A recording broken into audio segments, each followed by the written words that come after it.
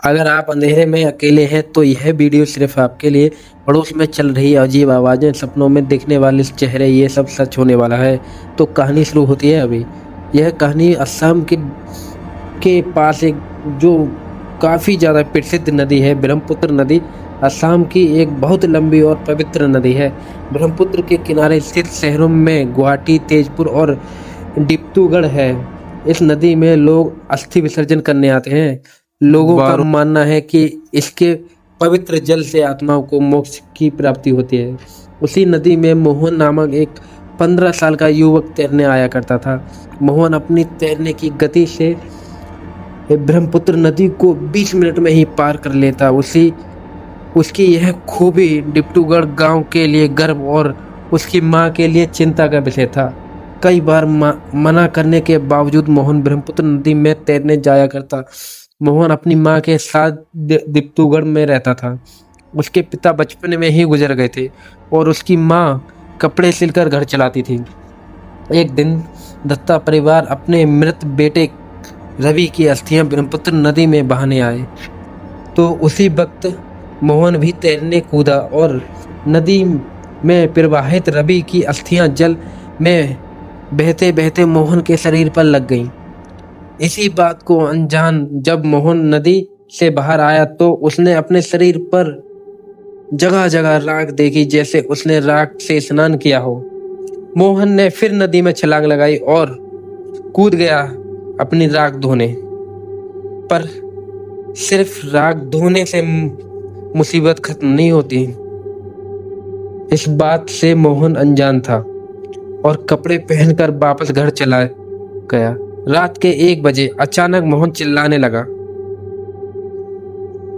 मुझे इंसाफ चाहिए, मुझे इंसाफ चाहिए।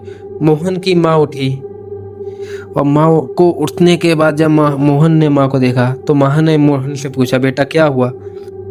फिर मोहन चुप हो गया, फिर सो गया, बोला कुछ नहीं।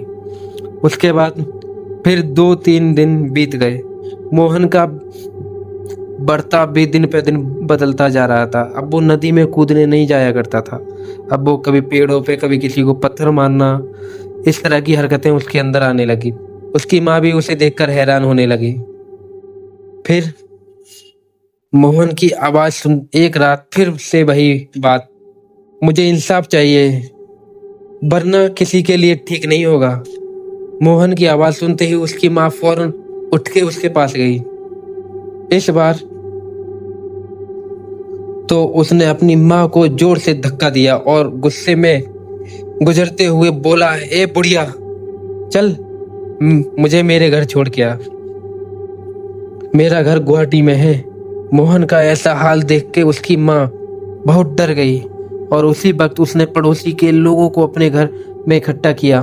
पड़ोसियों ने मोहन की हालत देख के कहा, जरूर इसको किसी की नज़र लग गई है, क्योंकि यही गांव में एक तेजी से ब्रह्मपुत्र नदी जैसे पार कर सकता है। मोहन को कल हम कामाख्या मंदिर में ले चलेंगे, क्योंकि वहां हर बाधा से छुटकारा मिलता है।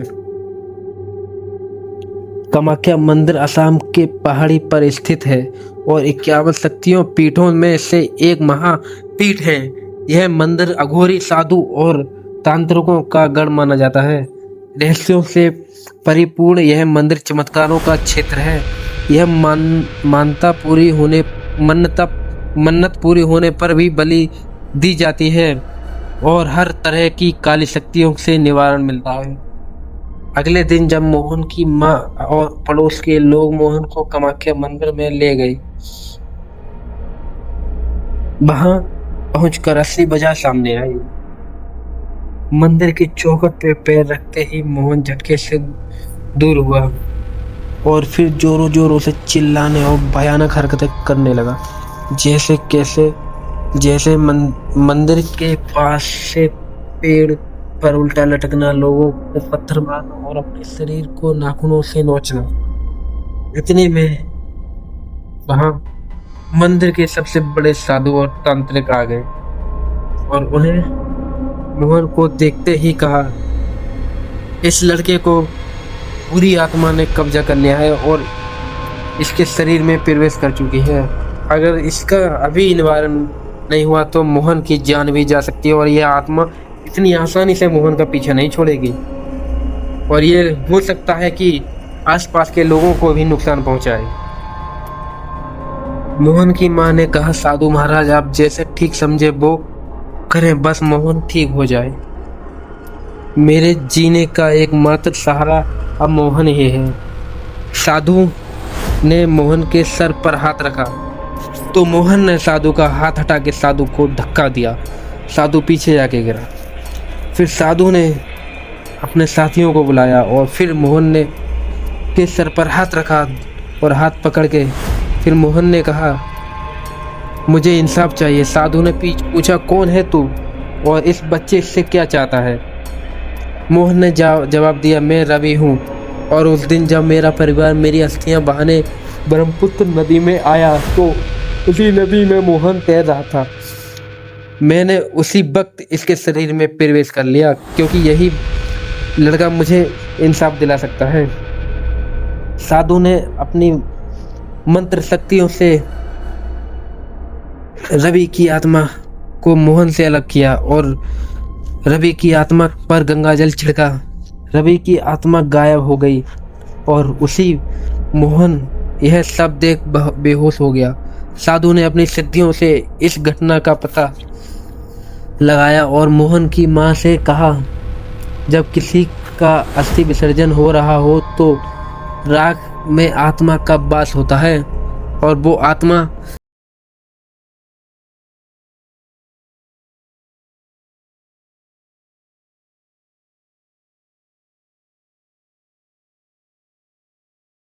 घुस जाती है शरीर में।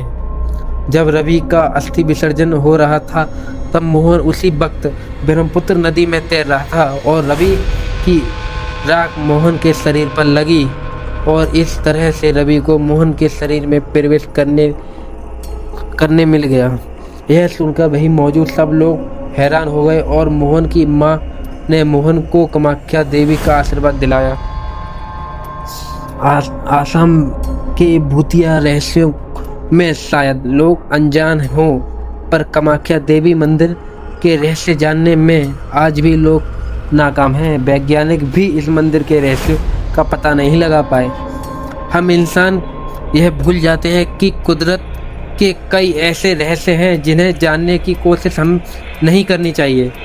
कई बार रहस्यों को खुलने में बहुत भारी कीमत चुकानी पड़ती है और अनजाने में हम देवी शक्तियों को चुनौती दे बैठते हैं। तो आगे से ध्यान रखिए दोस्तों, और यह वीडियो अगर आपको पसंद आया हो तो हमारे चैनल को सब्सक्राइब करके अपना सपोर्ट दीजिए और ऐसे ही हौसला बढ़ाते रहिए। और आपको आपके मन में कोई और कहानी सुनने का मन हो तो आप कमेंट बॉक्स में अपनी राय जरूर